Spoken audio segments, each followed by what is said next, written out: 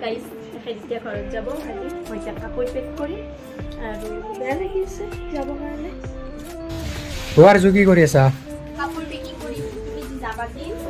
এনে মই কাপোৰ পেকিং কৰি দাও নহলে লেট হৈ যাব না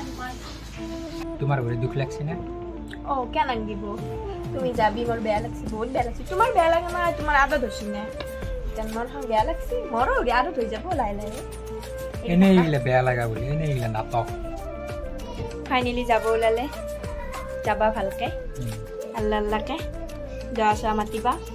ভালকে প্লেনত উঠিবা দোয়া চা কৰি কেনে যাবা আৰু আল্লাহ আল্লাহকে